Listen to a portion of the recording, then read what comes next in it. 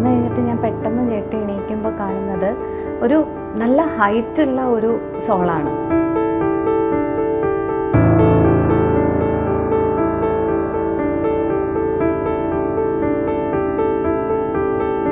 ആള് പറഞ്ഞത്, നിങ്ങൾക്ക് എന്നെ അറിയാം, ഞാനൊരു ഫേമസ് ആക്ടറായിരുന്നു.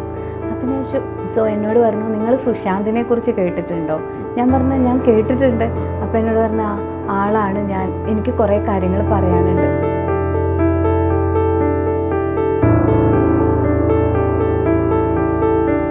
അപ്പം എന്നോട് പറഞ്ഞു, അല്ല, ഞാൻ സുശാന്ത് തന്നെയാണ്, അപ്പോൾ എനിക്ക് നിങ്ങളോട് കുറേ കാര്യങ്ങൾ പറയാനുണ്ട്.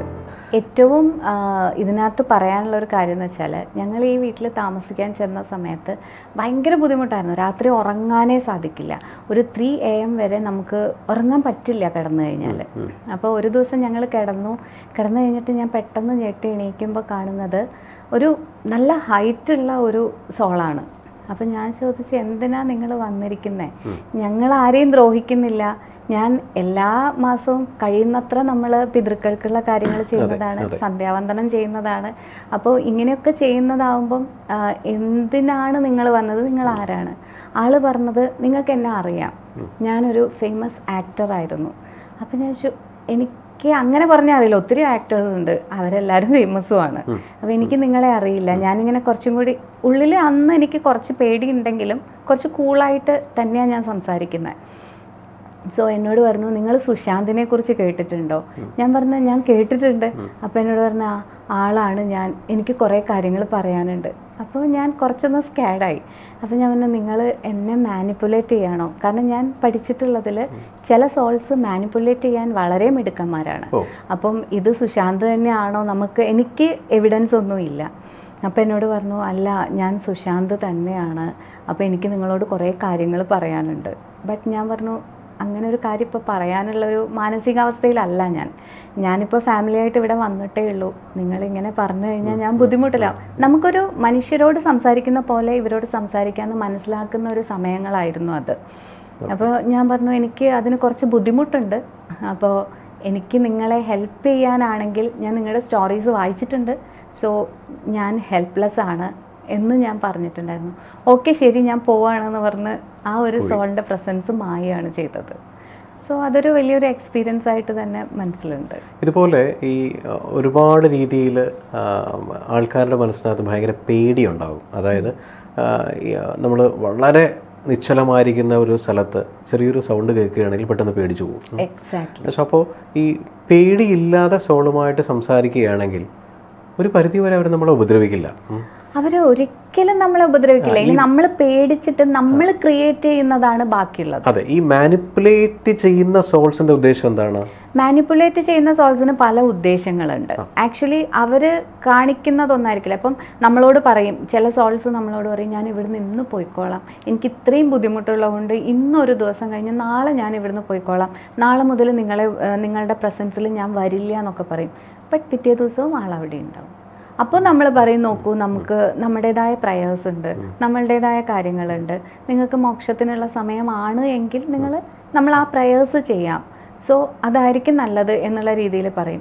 എന്നിട്ടും പിടിച്ചു നിൽക്കുന്ന സോൾസ് ഉണ്ട്. അതിൻ്റെ അർത്ഥം അവർക്ക് അവിടുന്ന് തന്നെ മോക്ഷപ്രാപ്തിയിലേക്ക് പോകാനുള്ളതായിരിക്കും, അല്ലെങ്കിൽ അവർക്ക് ഒരു പുതിയ ജന്മം എടുക്കാൻ സമയമായിട്ടുണ്ട്, അതിലേക്കുള്ള ഒരു ട്രാൻസ്ഫോർമേഷന് നമ്മളൊരു ഹെൽപ്പ് ചെയ്യുന്നതായിരിക്കും. അപ്പോൾ നമുക്ക് നമ്മുടേതായ ഇതിൽ തന്നെയുള്ള പ്രയേഴ്സും കാര്യങ്ങളും ഉണ്ട്. നമ്മളത് ഇൻവോക്ക് ചെയ്യുന്ന സമയത്ത് ഈ പറഞ്ഞ പോലെ ഏഞ്ചൽസോ ആരാണോ അവർക്ക് സൈൻ ചെയ്തിരിക്കുന്നത് ആ എനർജി വന്ന് അവരെ കൂട്ടിക്കൊണ്ടു പോകുന്നതും കണ്ടിട്ടുണ്ട്. ഓക്കെ, ഈ നമ്മുടെ ലോസ് ഓഫ് സ്പിരിറ്റ് വേൾഡ് വളരെ ഫെമിലിയർ ആയിട്ടുള്ളൊരു ബുക്കാണ്. അപ്പോൾ ഇതിനകത്ത് 7 തലങ്ങളെ കുറിച്ച് പറയുന്നുണ്ട്. ശരിക്കും 14 ഡയമെൻഷൻസ് ഉണ്ടെന്നാണ് പറയുന്നത്. 7 തലങ്ങളിൽ നമ്മൾ മരണശേഷം ചെന്നെത്തുന്നത് ചിലപ്പം 1, 2, 3 തലങ്ങളിലാണെന്നുണ്ടെങ്കിൽ നമ്മുടെ എന്താ പറയുക, വളരെ നരകം, ഈക്വലൻ ടു നരകം എന്നാണല്ലോ പറയുന്നത്. നല്ല ഹെൽത്തി ആയിട്ടുള്ള സോൾസ് പോയെത്തുന്നത് 4 ശേഷമാണല്ലോ.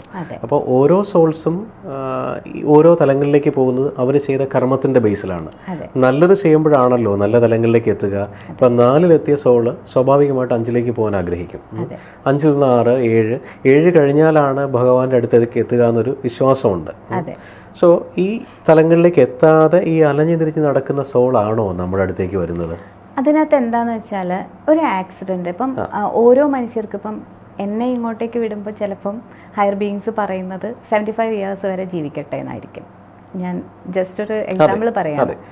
സോ ഈ 75 ഇയേഴ്സിന് മുൻപ് ഞാൻ ബൈ റോഡ് എന്തെങ്കിലും ഒരു ആക്സിഡൻ്റ് ആയി, അപ്പം എനിക്ക് ഒരു 30 അല്ലെങ്കിൽ 40 ഇയേഴ്സിൻ്റെ ഉള്ളിൽ ഞാൻ എക്സ്പയർഡ് ആയിട്ട് ഈ 40 to 75 ഇയേഴ്സ് എന്ന് പറയുന്നത് ഇതെനിക്ക് ഭൂമിയിൽ നിൽക്കാൻ പറ്റില്ല, മുകളിലേക്കും പോകാൻ പറ്റില്ല.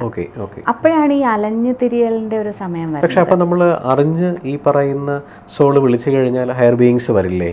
അത് ഈ സോളിന്റെ മാനസികാവസ്ഥയാണ്. ആ സോള് വിചാരിക്കുകയാണ് എനിക്ക് ഒരുപാട് പ്രാരാബ്ദങ്ങൾ ഉണ്ട് ചെയ്യാൻ, എൻ്റെ വീട്ടിൽ, എൻ്റെ ഫാമിലി, എൻ്റെ കാര്യങ്ങൾ, അങ്ങനെ പല കാര്യങ്ങളും എനിക്ക് ചെയ്യാനുള്ളിടത്തു നിന്ന് അൺഎക്സ്പെക്റ്റഡ് ആയിട്ടാണ് ഞാനിങ്ങനെ മാറിയിരിക്കുന്നത്. സോ ഇതിന് ആംഗ്രി ആണോ, സങ്കടമാണോ, എന്താണ് ഇവരുടെ ഭാവം എന്ന് നമുക്ക് പറയാൻ പറ്റില്ല. അത് റിയാക്ട് ചെയ്യും. ആ ഒരു റിഫ്ലക്ഷനാണ് ഇവരെ മാനിപ്പുലേറ്റ് ചെയ്യാനും വേറൊരു ദേഹത്തേക്ക് പ്രവേശിച്ച് ഇവരുടെ ഫാമിലിക്ക് വേണ്ടിയിട്ടുള്ള കാര്യങ്ങൾ ചെയ്യാനും ഒക്കെ ഉള്ള ഒരു ടെൻഡൻസി കൊടുക്കുന്നത്. ആ ഒരു രീതിയിൽ കാണാം. ഇനി വേറൊരു കാര്യമുണ്ട്, ചില ആളുകൾ ഇപ്പം അസുഖം ബാധിച്ച് മരണക്കിടക്കയിലാണ്, പക്ഷെ നമ്മൾ ഫാമിലി മെമ്പേഴ്സ് അവരെ വിട്ടുകൊടുക്കില്ല.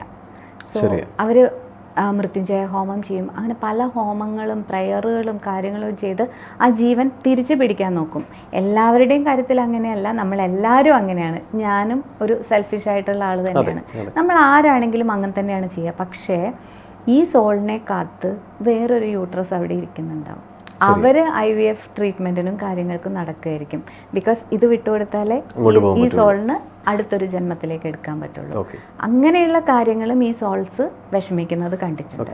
അതുപോലെ വിരാജ്, ഈ കോഡ് കട്ടിങ്, അതായത് നമ്മൾ രാത്രി ഉറങ്ങുന്ന സമയത്ത് നമ്മുടെ പരലോകവുമായിട്ട് നമ്മൾ കമ്മ്യൂണിക്കേഷൻ ഉണ്ട്. വളരെ പ്രൂവനാണ്. പലരും പറയുന്നുണ്ട്. ഒരിക്കൽ അന്ധവിശ്വാസം എന്ന് പറഞ്ഞിട്ടുണ്ടെങ്കിൽ ഇപ്പോൾ അത് വളരെ പ്രൂവനാണ്, പലരും പറയുന്നുണ്ട്. സോ പല ബുക്സിനകത്തും വളരെ പരലോക നിയമങ്ങൾ ബുക്ക് വായിച്ചു കഴിഞ്ഞാൽ വളരെ ക്ലിയർ ആവും. ഈ നമ്മൾ ഉറങ്ങുന്ന സമയത്ത് നമ്മുടെ സബ് കോൺഷ്യസ് മൈൻഡ് പരലോകവുമായിട്ട് കമ്മ്യൂണിക്കേഷൻ ഉണ്ട്. നമ്മളെ ഗൈഡ് ചെയ്യുന്നത് ഇവരാണ്, അല്ലേ? നമ്മൾ എന്ത് ചെയ്യണം, എങ്ങനെ മുന്നോട്ട് പോകണം. അപ്പോൾ സ്വാഭാവികമായിട്ടും ഈ മരണം കഴിഞ്ഞ് അവിടെ എത്തുന്ന സമയത്ത് അടുത്ത തലങ്ങളിലേക്ക് കൊണ്ടുപോകാൻ ഹയർ ബീയിങ്സ് നമ്മളെ ഈ സോൾ എന്ന് പറയുന്ന ഒരു വ്യക്തിയെ, ഒരാളെ, അല്ലെങ്കിൽ എക്സ് എന്ന് പറയുന്ന ഒരാൾ മരണശേഷം എക്സിൻ്റെ സോള് മേളിലേക്ക് പരലോകത്തേക്ക് പോകുമ്പോൾ ഏത് തലങ്ങളിലേക്കാണെന്നുള്ള ഹയർ ബീയിങ്സ് സപ്പോർട്ട് ചെയ്യില്ലേ? ചെയ്യും, ഡെഫിനറ്റ്ലി ചെയ്യും.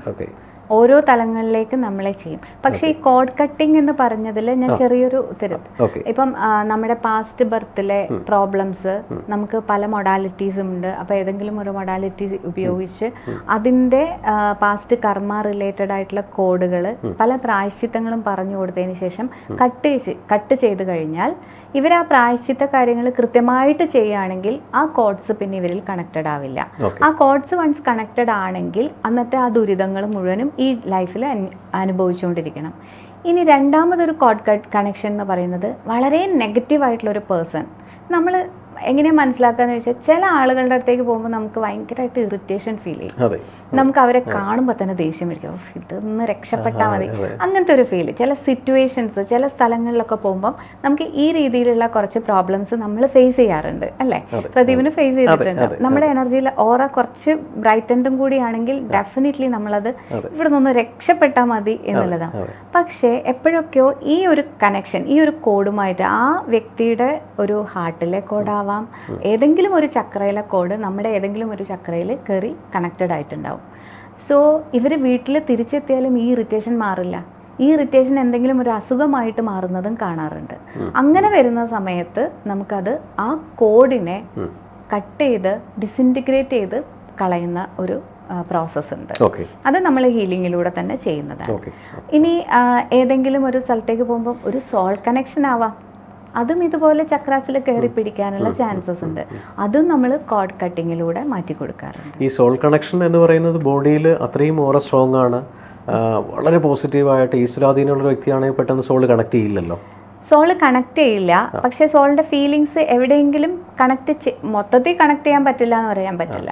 കാരണം നമ്മൾ എത്രമാത്രം പവർഫുൾ ആകുന്നോ അതിലും പവർഫുൾ ആയിട്ടുള്ള സോൾസ് ഉണ്ട്. ബിക്കോസ് ഞാൻ പറയാം, നമ്മളിപ്പോ ഒരു 10 ലൈഫ് കഴിഞ്ഞിട്ടുള്ളൂ എങ്കിൽ നമ്മൾ ഇമ്മച്ചോട് സോളാണല്ലേ. നമ്മളെക്കാളും ജന്മങ്ങൾ എടുത്തെടുത്ത് ഒരു 800 ലൈഫൊക്കെ എടുത്ത ആളുകൾ ഉണ്ടാവാം. അവരുടെ സോള് പവർഫുൾ ആയിരിക്കില്ലേ? ആ സോളൊക്കെ നമുക്ക് പറയാൻ പറ്റില്ല, കണക്ട് ആവില്ല എന്ന് ഒരിക്കലും പറയാൻ പറ്റില്ല. എപ്പോ വേണേലും കണക്ട് ആവാൻ സാധിക്കും. എന്തായാലും റീബർത്ത് ഉണ്ട് എന്നുള്ളത് 100% കൺഫേം ആണ്. കറക്റ്റ് ആണ്.